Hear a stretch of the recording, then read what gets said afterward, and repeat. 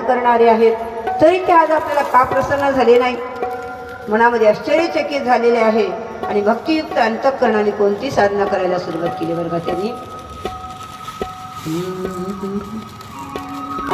सहस्रे नामभे प्रीत्या दृष्टाव परमेश्वर.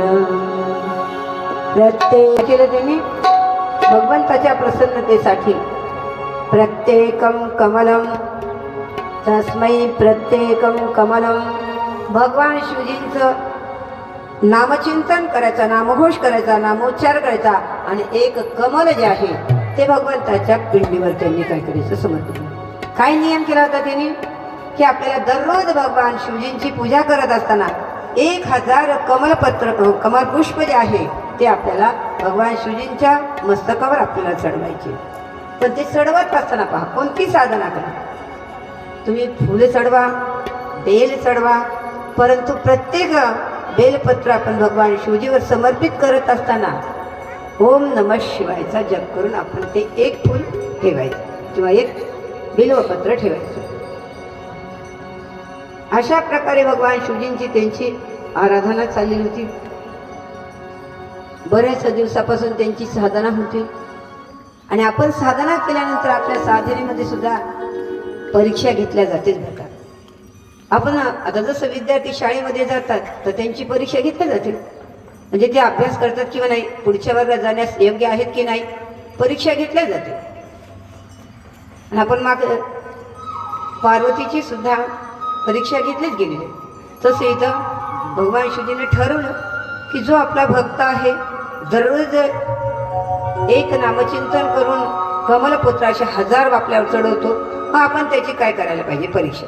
आणि तुम्ही पहा, जर आता उन्हाळ्याचे दिवस सुरू झाले ना तर आपल्याला जर पाणी पिण्यासाठी माठ पाहिजे, डेरा पाहिजे. तुम्हाला वाटतं तुम्ही तसं घेता का? त्याच्या अशी टिचकी मारता, त्याचा आवाज जर चांगला कणखर आला तर मग तुम्ही घेता डेरा. परीक्षा घेता की नाही तुम्ही? परीक्षा घेत नाही, घेतचं नाही. जर कासाराकडे बांगडी भरायची आम्हाला तर ते बांगड्या ते काय केलं, टिचकी आहे का काय, तू काय करता आपण पाहून घेतो. म्हणजे परीक्षा घेतली जाते, तो फिरवत असो आणि मग तुम्हाला हातात धरली जाते. म्हणजे परीक्षा ही घेतल्याच जाते. मग तुम्ही जर व्यवहारामध्ये वस्तू घ्यायची म्हटल्यानंतर परीक्षा घेता, तर मग इथं आम्हाला परमार्थ करायचा, सुखद अवस्था प्राप्त करायची. भगवान शिवजीने आपली का परीक्षा घेऊ नये आणि त्या परीक्षेमध्ये आपण उत्तीर्ण व्हायला पाहिजे की नाही. आणि म्हणून उत्तीर्ण होण्यासाठी तितकी तत्परतेने साधना करावी. आणि म्हणून काय केलं बरं म्हणले परीक्षा घेण्यासाठी, दररोजचे जे 1000 कमळ आणायचे ना, त्या 1000 कमळातलं एक कमल पुष्प जे आहे शिवजीने उचललं. भगवान विष्णूला काहीच माहिती नाही. आणि मग नामस्मरण करता करता ते वाहू लागलं. पण आपण किती वाहत आहे त्यांच्या लक्षात होतं, कोणाच्या, विष्णूजींच्या. आणि म्हणून लक्षात आलेलं आहे शिवजीची माया, चरित्र कळत नाही ना. एक कमलपुष्प त्यांना काय झालं लक्षात आलं की अरे आपले एक पुष्प कमलपुत्र कमी पडले. कसं काय झालं बडे? कितीतरी त्याने इकडं तिकडं पाहिलं, शोध घेतला, पण ते सापडत नव्हतं ना. आता अविचल व्रत आहे त्यांचं. याचा आपण बसलो पूजेला तर उठायला नाही, आपल्याला मर्यादा शिकवली. पूजा करता करता उठू नका. पण आता आम्ही एकटेच घरी महाराज, अशी परिस्थिती निर्माण झाली. पहिली परिस्थिती चांगली होती, कारण एकत्रित कुटुंब पद्धती होती. आता आम्हाला नको वाटते एकत्र कुटुंब पद्धती. मग कशा साधना होतात आपल्या. आणि मग आता एकट्याच असतात, घंटी तरी वाजते, बेल तरी वाजते, किंवा मोबाईलचं तरी रिंग येते. आणि मग काय करावं म्हणले, मग आता घ्यासा म्हणजे उठावं लागतो किंवा घ्यावं लागतो. आपली साधना होती का ती पूर्णत्वाला. मग आपण म्हणतो आम्हाला कसं काय फल. आपल्या ह्या साधनामध्ये त्रुटी होत नाही. आपल्या पूजा करता करताही उठतो, जप करता करताही उठता, काही वाचू लागलो शिवलेलं अमृत त्याच्यातून उठतो. मग आता कसं अशी साधना जर आपली केली तर मग कसं होणार, कसं फल मिळणार. म्हणून हे शिकवलं आपण की आपण जी साधना करतात त्याच्यातून उठूच नका. पण आता जमतच नसेल तर मग म्हणतात उठा बाबा. आता नाही लाजाने सांगावं लागतं उठा म्हणून, सांगायचं उठा म्हणून. उठा म्हणून सांगायचं नाही, परंतु न केल्यापेक्षा करणं बरं आहे. काय आहे, करत नसेल तर त्याने थोडी तरी साधना त्यांच्या जीवनामध्ये घडावी, त्या साधनेचा त्यांच्यावर परिणाम होईल, पुन्हा त्यांना अशी अविचल साधना त्यांच्याकडून होऊ शकेल. म्हणून मग भगवान विष्णूजी उठत नाहीत ना. इकडं तिकडं पाहिलं तर जवळ बाजूला शोधून पाहिलं, नाही सापडलं. मग आता पूर्ण तर आपली साधना व्हायला पाहिजे. ती साधनासाठी काय करावं? कारण आपल्याजवळ कमल आहे, पण आपल्याला माहीत नाही. चरण कमल आहे. आता चरण कमल आहे, हस्तकमल आहे, हृदय कमल आहे, नेत्र कमल आहे. म्हणजे काय करा मग आता एवढे कमल आपले एक तर कमी पडले. चरण कमल आपण काय करूया, त्याला बघूया. पण म्हणे नाही, कारण आज मी चरण कमल व्हायला गेले तर माझा जर एक पाय मी दे तर व्हायला म्हणजे, पण मला पुन्हा उद्याच्याला आणायचं असल्यावर कसं जाणार? म्हणजे 2 पाय असल्यावर व्यवस्थित जाऊ शकतो, एका पायाने जाणं होणार नाही, वेळ होईल, उशीर होईल. आणि म्हणून म्हणे नको, चरण कमल नाही द्यायचे. म्हणजे मग आपण काय करू, हस्तकमल देऊ. म्हणून हस्तकमल देण्यासाठी त्यांना वाटलं जर मी काय केलं, डाव्या हाताचं दिलं तर मला, कारण काही काही झाडं उंच असतात, उंच असल्यामुळे ते माझ्या हातात पकडायला जर गेलं तर फूल तोडता येत नाही एका हातानं. मग पहिल्या हातानं डाव्या हातानं ती फांटी काय करायची, जवळ करायची, आणि उजव्या हाताने त्याचं कमल पुष्प तोडायचं. तर म्हणजे मग हातही जमणार नाही. हृदय कमल जर दिलं तर आपली साधना कशी होणार? म्हणजे मग काय करा, 2 नेत्र आहे, मग आपण 1 नेत्र कमल काय करायचं, व्हायचं, असं ठरवलं बरं का. आणि लगेच त्यांनी काय केलं पहा, केला आपलं दृढव्रत आपल्याला काय करायचं, पूर्ण करायचंय. आणि म्हणून त्यांनी नेत्र कमल जे आहे, 1 दोन्ही नेत्र वाहिलेले, 1 नेत्र जे आहे त्यांनी असं बोट घातलं आणि भगवान शिवजींच्या पिंडीवर त्यांनी काय केलं, समर्पित केलं. कारण सगळं दुःख दूर करणारे भगवान शंकर एकदम काय झाले, प्रसन्न झाले ना. ओम नमः पार्वती.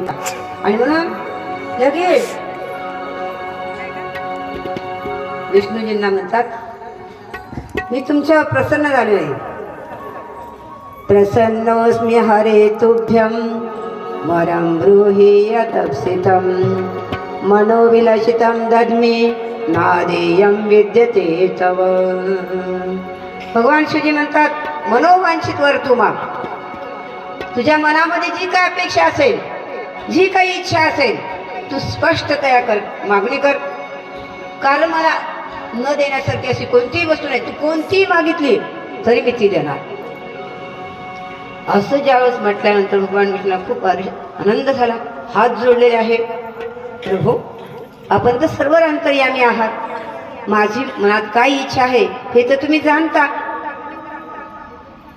तरी सुद्धा तुम्ही मला आज्ञा करत आहे. हे सदाशिव, आपल्याला माहिती आहे सगळे दैत्य जे आहेत पीडित, अत्यंत देवतांना काय करतात, दुःख देतात, आणि मग देवतांना सुख प्राप्त होत नाही. आणि म्हणून स्वामी ह्या दैत्यांना मारण्यासाठी समर्थ, म्हणजे माझ्यात बळ प्राप्त व्हावं. मी काय करू शकणार, मी कुठं जाणार आहे, कारण आपल्या अतिरिक्त मला दुसरा रक्षक कोणी नाही. याला म्हणायचे अनन्यता. भगवान विष्णूची भगवान शिवजीच्या ठिकाणी कशी अनन्यता होती, कसा विश्वास होता, आणि त्या विश्वासामुळे काय झालेलं आहे, मी तुम्हाला शरण आलो. भगवान शिवजींच्या समोर ते उभा टाकलेले होते. ऐकल्याबरोबर भगवान शिवजीने ताबडतोब काय केलं बरं का, इति श्रुत्वा वचो विष्णू. भगवान त्याच्या मुखातले शब्द ऐकल्याबरोबर महेश्वराने काय केलं, सुदर्शन चक्र जे आहे भगवान विष्णूला प्रदर्शन दिलं. अगोदर भगवान विष्णूच्या हातात सुदर्शन चक्र नव्हतं. शिवजींना प्रसन्न होऊन काय केलेलं दिलेलं आहे. अशा प्रकारे म्हणून विष्णू भगवंताचं कोणतं नाव घेतलं हो त्यांनी, ऋषीगण विचारतात की ज्याच्यामुळे सुदर्शन चक्राची प्राप्ती झाली, देवतांना काय करता आलं, सुख देता आलं. तर म्हणून मी तेवढे नाव घेणार नाही. तर जसं विष्णू सहस्रनाम आहे ना, तसं विष्णूनं भगवंताच्या सहस्रनामाचं काय केलेलं आहे, पूजन केलं. आता सांगितलं नाही, कमलपुत्र पुष्प जे आहे ते चढवत असताना एक शिवाचं नाव घ्यायचं, ते कोणतं नाव घेतलं सांगितलेलं. एवढे नाव सांगणार नाही, सहस्र म्हणजे 1000 आहेत ना, त्याच्यातले 2-4 नाव मी सांगणार आहे. तर कोणतं नाव घेतलं? शिव. हरो मृडो रुद्र पुष्कर पुष्पलोचन. अर्थिगम म्हणजे कल्याण, कल्याण स्वरूपे परमात्मा. हरह भक्तांचे जे ताप आहे, पाप आहे, त्या सगळ्यांचं जे हरण करणारे. हर म्हटलं आपण, हर हर महादेव. भगवंताचं हरण शिवजींचं. मृड, मृड हा म्हणजे सुखदाता. सुख देणारा कोण आहे? भगवान आहे शिवजी. कारण ज्याच्याजवळ सुख असतं ना तेच सुख देईल. जसं पहा, झाडाला जर फळ आले, आता आम्ही गेलो होतो काल त्यांच्याकडे गजमल सर, त्यांच्या केळीला काय दिसलं? केळीचा घड दिसला. आता केळीचा घड असल्यावरच आपण केळ देऊ शकतो की नाही? पण केळ जर घरामध्ये नसेल तर आपण काय देऊ शकणार आहे? जर आपल्याजवळ ती वस्तू असेल तर ती वस्तू आपण दुसऱ्याला काय करू शकतो? देऊ शकतो. भगवंत स्वतः सुखरूप आहे आणि सुखरूप असून पुन्हा दुसऱ्याला सुख देण्याची ज्यांना इच्छा आहे, सुखदाता. जसं आपण धनदाता म्हणतो की नाही, धन आपल्याजवळ असावं आणि द्यावं. त्याच्याहीपेक्षा धन नसताना सुद्धा देणं विशेषता सांगतो आपल्याला माहीत नसतं. आणि म्हणून आमच्या दामाजी पंतांचं आपल्याला माहीत असत कसे होते.